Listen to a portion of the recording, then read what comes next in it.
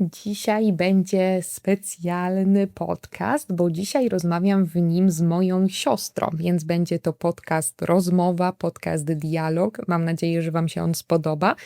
I będziemy rozmawiać o takim temacie, który myślę, że jest Wam znany, dlatego powinno Wam się spodobać. Mam przynajmniej taką nadzieję. Trzymam kciuki, żeby Wam się spodobało. Za chwilę usłyszycie, o czym będziemy rozmawiać, a ja już może nie przeciągam tego wstępu, powiem tylko, że ta wersja w całości oczywiście jest jak zwykle dostępna na Patreonie, razem z transkrypcją, ćwiczeniami i na Patreonie jest o wiele więcej różnych materiałów do nauki, więc zapraszam Was tam serdecznie, jeśli macie ochotę do nas dołączyć. A teraz zapraszam Was do słuchania podcastu. To znowu specjalny odcinek podcastu, bo nie jestem w nim sama. Cześć Monika. Cześć, witam wszystkich. Znowu razem w tym podcaście. Bardzo się cieszę, bo wiem, że dużo osób lubi te dialogi, więc myślę, że warto słuchać też dialogów, kiedy uczymy się języków. Ja też bardzo lubię słuchać rozmów, kiedy się uczę jakiegoś języka. Nie wiem jak ty. Ja też, tak. A nasze rozmowy zawsze ciekawie się toczą, więc mam nadzieję, że dzisiaj też tak będzie.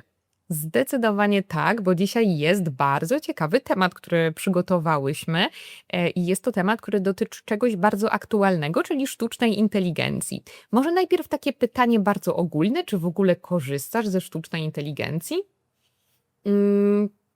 Tak, jeśli chodzi o tłumaczenia, na pewno. Pomaga mi też często tłumaczenie tekstu z obrazu, który bardzo szybko dzięki sztucznej inteligencji można przetłumaczyć i który zostaje bardzo szybko wyłapany.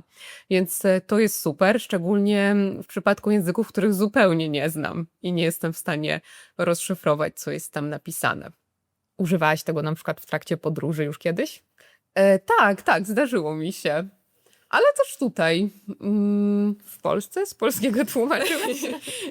Nie, ale z innych języków, jak na przykład z rosyjskiego, którego nie jestem niestety w stanie zrozumieć.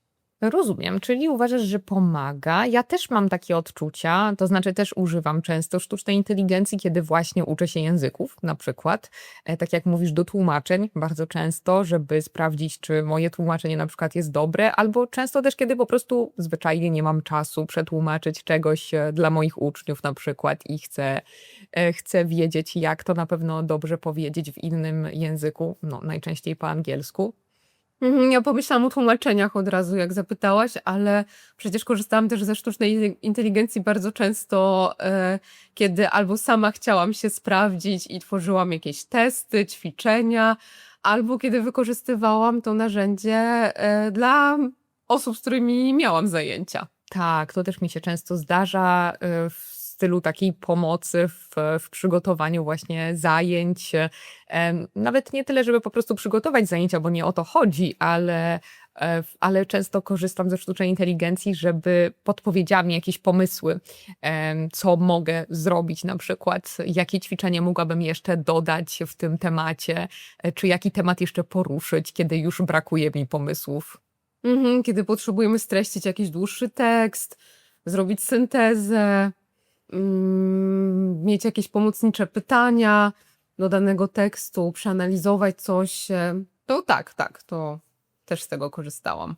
Czyli generalnie jesteś na tak, jeśli chodzi o sztuczną inteligencję. To zależy, wiadomo, ale tak. Myślę, że sztuczna inteligencja pomaga, ale wiadomo, nie można też tylko na niej się opierać.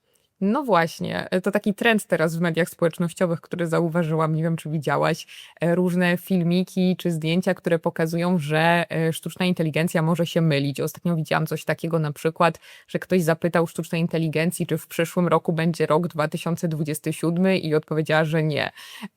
Albo ktoś mówił, rodowita Polka mówiła po polsku do sztucznej inteligencji i pytała, czy słyszy akcent i czy jest w stanie potwierdzić, że na pewno nie jest Polką.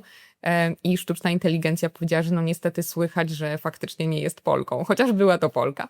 Więc są takie sytuacje, kiedy może się mylić, więc nie można na niej polegać w 100%. Nie jest niezawodna na pewno. Na pewno tak jest, to prawda. Ja akurat nie widziałam takich przykładów. No to może tylko mi się to wyświetla. Ale domyślam się, że sztuczna inteligencja może zawodzić często. No właśnie, i też natknęłam się na taki artykuł ostatnio, kiedy przygotowywałam lekcję do jednego kursu na temat tego, czy w ogóle warto się uczyć już dzisiaj języków. To znaczy, właściwie to nie było pytanie, tylko teza była taka, że ktoś pisał, wszyscy wmawiali mi, że trzeba się uczyć języków w szkole, a tak naprawdę to jest nieprawda, to jest kłamstwo, bo dzisiaj już nie warto. Skoro mamy sztuczną inteligencję, to po co uczyć się jakichś języków? To nie jest do niczego potrzebne. Moim zdaniem jest to kontrowersyjne, ale nie wiem, czy patrzę na to w ten sposób tylko dlatego, że jestem osobą, która lubi uczyć się języków i nauczycielką języków. No moim zdaniem na pewno to nie wystarcza, żeby być w stanie się porozumieć w danym języku. Jeżeli chcemy tylko ograniczyć się może do jakichś takich podstaw komunikacji w stylu przetłumaczenia czegoś na szybko, napisania krótkiej wypowiedzi, może wtedy tak, bylibyśmy w stanie tylko oprzeć się na sztucznej inteligencji, ale przecież w języku chodzi o coś więcej. Głównym celem, który mamy, jeżeli chcemy uczyć się konkretnego języka, jest porozumiewanie się z innymi ludźmi, jest dostęp do kultury danego obszaru, a tego już nie będziemy w stanie doświadczyć, jeżeli będziemy opierać się tylko na sztucznej inteligencji. Nie będziemy w stanie naturalnie uczestniczyć w rozmowie, czy oglądać czy filmów, czy czytać książek w danym języku.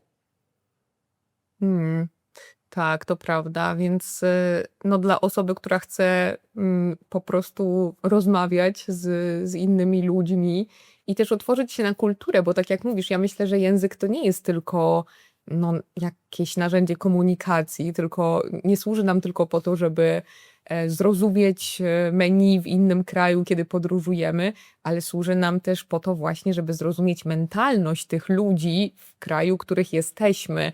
I kiedy przypominam sobie siebie, która nie znała języków, nie wyobrażałam sobie, że ludzie poza granicami Polski są inni. To znaczy, że ich mentalność jest inna.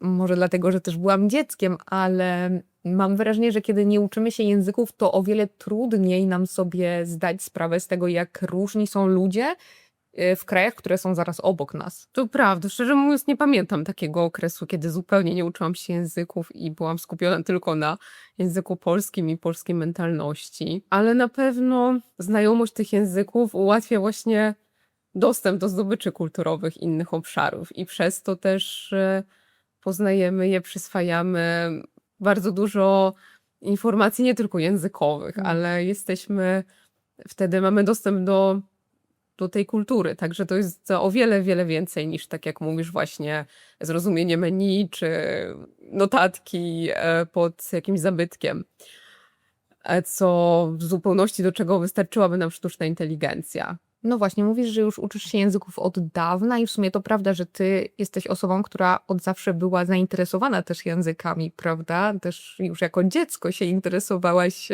to był chyba twój ulubiony przedmiot angielski, jeśli dobrze pamiętam, w szkole. Tak, po prostu innych nie lubiłam. Także... No, tak naprawdę moja siostra była zdolna we wszystkim, ale właśnie to nasuwa mi kolejne pytanie. Wtedy uczyłaś się języków inaczej i w szkole myślę, że też uczono chyba języków inaczej. Oczywiście nie mówiąc już o tym, że nie było sztucznej inteligencji, nie było w ogóle smartfonów jeszcze. Czy gdybyś teraz miała zaczynać naukę jakiegoś języka od zera, a może w ogóle planujesz już, to czy robiłabyś to tak samo, jak robiłaś to z językami, których się uczyłaś, no nie wiem, powiedzmy 10-15 lat temu? To jest ciekawe pytanie. Myślę, że i tak, i nie. To znaczy, myślę, że jestem przedstawicielką milenialsów, także mamy jednak problem z trochę przekonaniem się do nowych technologii i gdzieś tam jesteśmy może co do nich podejrzliwi. Także nadal pokutuje w nas takie przekonanie, mam wrażenie, że te tradycyjne metody są lepsze. I nawet właśnie przy nauce języków jest to nam gdzieś po prostu wpojone, że tradycyjna metoda, książka, zeszyt, długopis są najlepszymi metodami, a reszta to właśnie są takie nowatorskie metody, które się nie sprawdzą.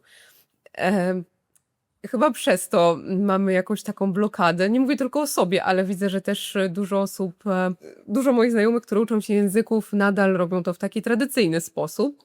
Nie przychodzi to tak naturalnie, żeby wpleść te nowoczesne technologie do naszej rutyny, ale myślę, że byłoby to super rozwiązaniem i na pewno by ułatwiło, więc gdybym teraz zaczynała uczyć się jakiegoś języka, a chciałabym, tylko oczywiście nie mam na to zbyt dużo czasu, to pomyślałabym o tym, jak mogłabym skorzystać z tych nowoczesnych technologii, ale pewnie nadal nie przychodziłoby mi to tak naturalnie i tak łatwo, żeby z tego korzystać.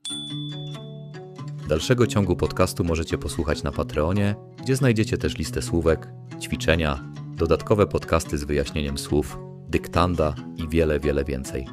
Link do Patreona jest w opisie podcastu. You can listen to the rest of the podcast on Patreon, where you'll also find a list of vocabulary, exercises, additional podcasts explaining words, dictations, and much, much more. The Patreon link is in the podcast description.